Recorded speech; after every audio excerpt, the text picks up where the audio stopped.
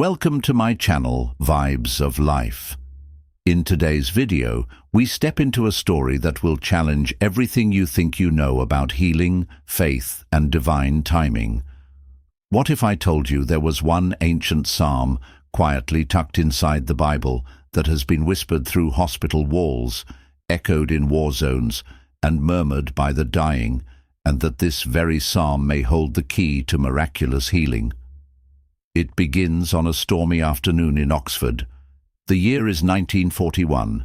C.S. Lewis, the brilliant yet quietly tormented writer and theologian, is pacing across the dim study of his home, the Kilns. Outside, the air is heavy with news of the war, bombs dropping, lives shattered, hope running thin. Inside, Lewis clutches a letter, hands trembling. It's from an old friend, a missionary in Africa, who's fallen gravely ill with a mysterious disease no doctor can identify. "If there is anything left of the God you write about," the letter says, "pray for me." But Lewis doesn't drop to his knees, not right away. Instead, he pulls down an old leather-bound Bible, its pages weathered with time and tea stains. He flips straight to the book of Psalms, as if his hands are guided by something beyond reason. His eyes land on Psalm 91, and in that moment, just a few seconds of silence, the entire room shifts. The air grows still. A strange warmth spreads through his chest, a calm that defies logic. He begins to read aloud. "He who dwells in the secret place of the Most High shall abide under the shadow of the Almighty." Something inside him clicks, not just belief, but conviction.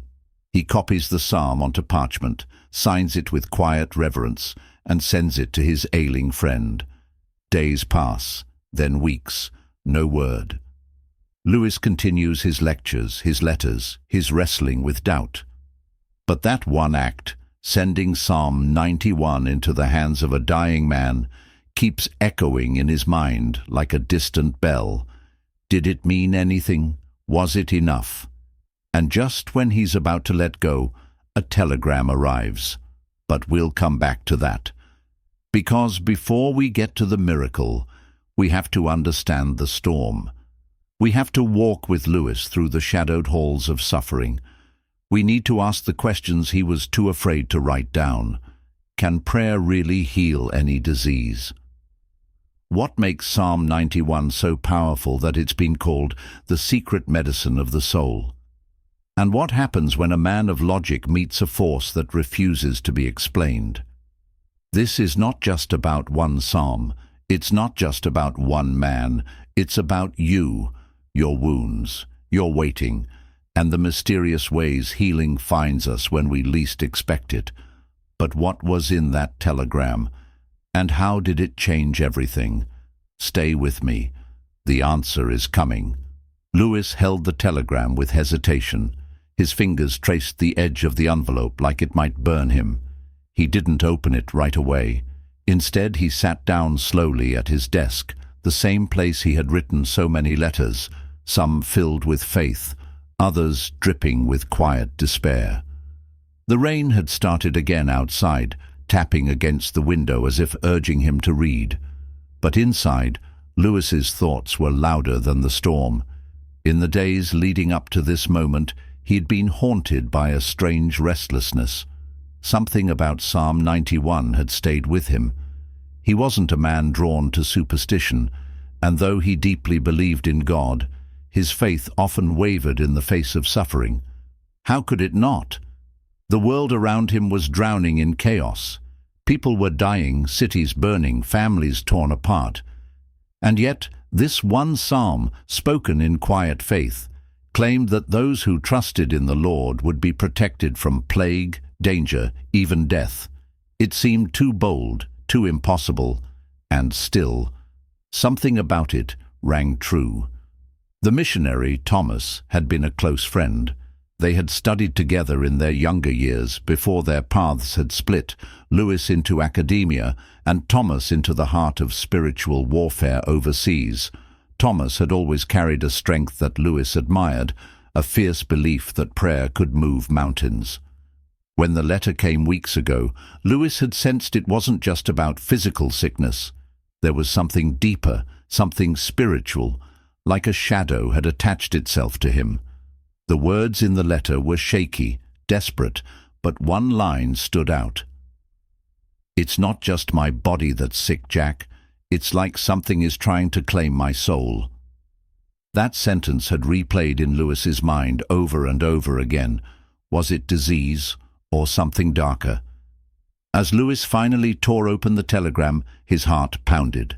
One sentence, that's all it said. "The fever is gone, but something else remains. Keep praying." No signature, no details, just that. Lewis leaned back in his chair, eyes fixed on the ceiling. What did it mean? Something else remains. Was it the aftermath of illness?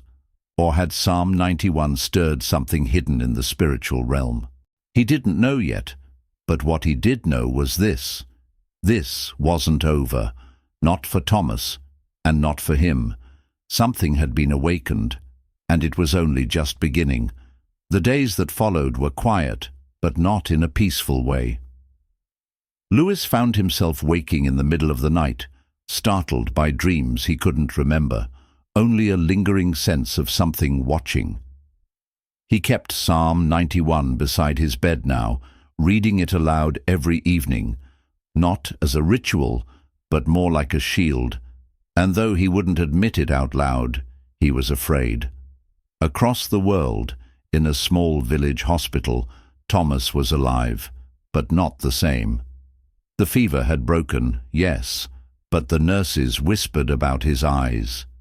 "It's like he's here, but not here," one wrote in a report. He didn't speak much. He sat by the window for hours, staring into the trees as if waiting for something to come out of them. And then there was the room itself.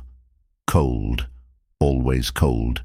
One nurse claimed her rosary snapped in half while praying beside his bed. Another resigned after feeling something press down on her chest while she was alone with him. Lewis had no idea about any of this, yet, but he could feel it. That same restlessness had turned into a kind of spiritual unease. He began rereading scripture, digging into old texts on spiritual warfare and healing. The words of Psalm 91 took on new weight. "You shall not fear the terror of night, nor the arrow that flies by day." He was beginning to think those words weren't just poetic, they were literal. The question he couldn't shake was this: what had Psalm 91 really stirred in Thomas's world? Was it healing or exposure? Had the ancient psalm chased something out or drawn something closer? And if so, had it followed the prayer back to Lewis? He was starting to feel watched. The fog rolled in thick that morning. Lewis, wrapped in his worn coat, walked toward the old chapel at the edge of town. He hadn't planned to go there, but something pulled him, like an invisible thread tightening around his chest. Psalm 91 was folded in his pocket, the paper soft from wear. He'd read it aloud 3 times before leaving the house, his voice quieter each time. The words brought comfort, but they didn't erase the growing weight in his gut. Inside the chapel, the candles flickered without wind. A strange chill settled over the room, the kind that crept under your skin. Lewis sat in the back pew, gripping the psalm like a lifeline. He wasn't alone. An old priest was already there, standing in front of the altar. He didn't look surprised to see Lewis. In fact, he seemed to have been expecting him. The priest didn't speak much, just handed Lewis a tattered book. It was filled with accounts of healings, miracles, and battles, spiritual ones, the kind people don't talk about in polite conversation, demonic oppression, unseen forces, and always, always the same thread, protection found in Psalm 91, not superstition, not magic, just power that defied human understanding. Lewis flipped through the pages. Some names were scratched out. Others were followed by a single word: lost. Back at the hospital, Thomas had finally spoken. Just one sentence, barely audible. "It knows his name now." Lewis felt a shift the moment he read that line in the telegram. Something unseen had crossed a threshold, not just in Africa, not just in Thomas, in him. That night, as Lewis stood by the window, staring into the dark woods beyond his home, he heard it. Not a sound exactly, more like a feeling, like the air itself was holding its breath, and it was waiting. The silence outside his window wasn't natural. Lewis could feel it deep in his bones. Too still, too heavy. Not even the owls made a sound. He stepped back slowly, heart pounding, Psalm 91 still tucked in his coat pocket like a lifeline. The words had once felt powerful. Now they felt tested. He lit a candle, the flame flickering weakly, as if even the fire was hesitant to stay. The telegram sat on his desk. He read the words again. It knows his name now. What did that mean? What had Thomas seen or heard that made him send those 6 words halfway across the world? And how could a psalm meant for healing draw the attention of something so dark? That night, Lewis couldn't sleep. He turned to his notes, letters, anything that could explain what was happening.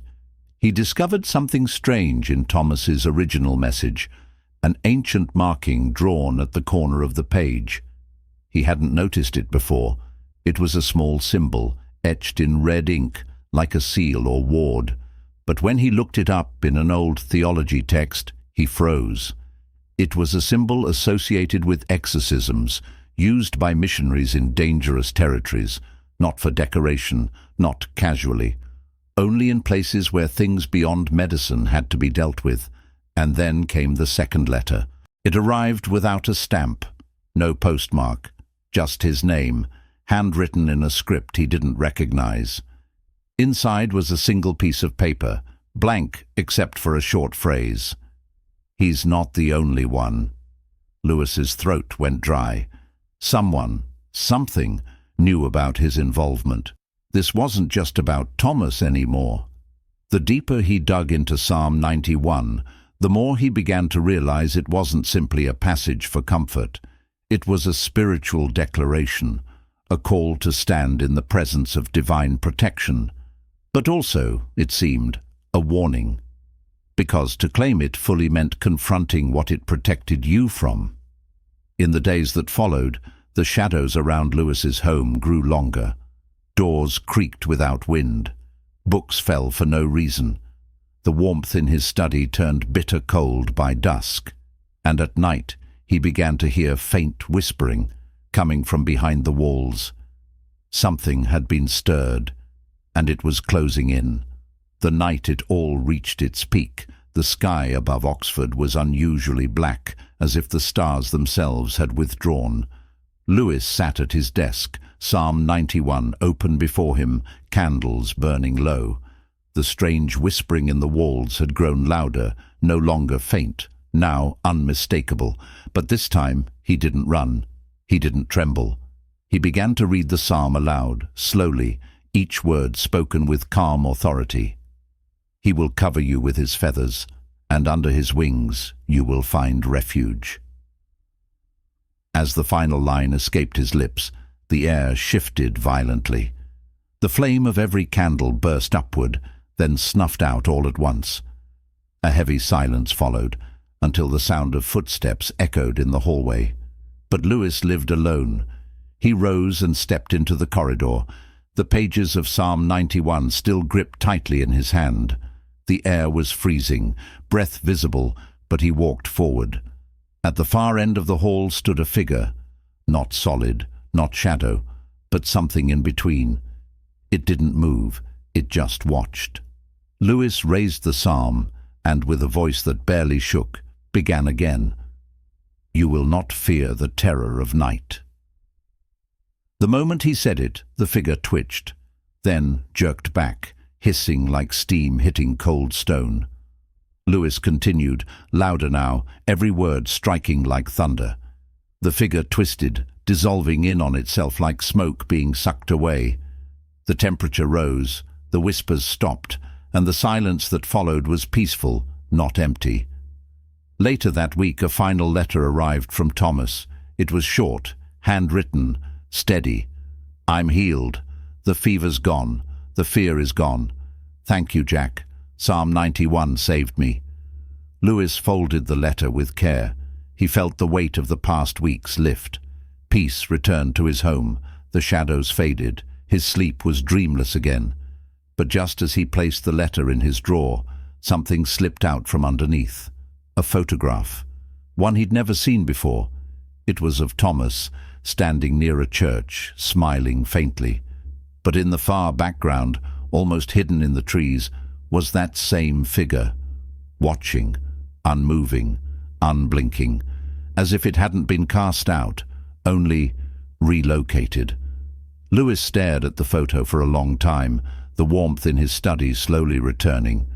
The figure in the background, barely visible, blurred by trees and distance, wasn't clear enough to explain. Most people wouldn't notice it at all, but Lewis did. And more than that, he understood. Some things aren't meant to be defeated once and for all. Some battles return in different forms, through different people, in different seasons. Psalm 91 hadn't erased the darkness. It had revealed it, resisted it, and protected the heart that called upon it in faith. He placed the photo gently into the drawer beside Thomas's letter and closed it with a quiet sigh. There was no fear left in him now, just awareness. The kind of awareness that doesn't shout or panic, but watches, listens, prays, and stands ready. In the days that followed, Lewis returned to his writing with a renewed sense of clarity. His essays shifted subtly, filled with more compassion, more urgency, and a deeper understanding of spiritual battles, the kind most never see, but many quietly feel. He began speaking about healing not just as a physical event, but as a process of the soul, a journey from fear to trust, from shadow to shelter. Psalm 91 became more than a comforting verse. It became his anchor. "He is my refuge and my fortress, my God, in whom I trust." Those words now lived in him, no longer theory, but experience. As for Thomas, he recovered fully and chose not to return to the mission field. Instead, he began counseling others who faced spiritual crises. He kept the psalm pinned above his desk and would often say to those who came to him in fear, "Sometimes the healing isn't just in the body, it's in knowing you're not alone in the battle." Years later, Lewis would write that Psalm 91 was the passage that changed the course of his faith. Not because it promised a life without trouble, but because it reminded him of who walks with us through it. Now, wondering if healing is possible, words still carry power. Whether you whisper them in a hospital or deep in your own heart, Psalm 91 still speaks.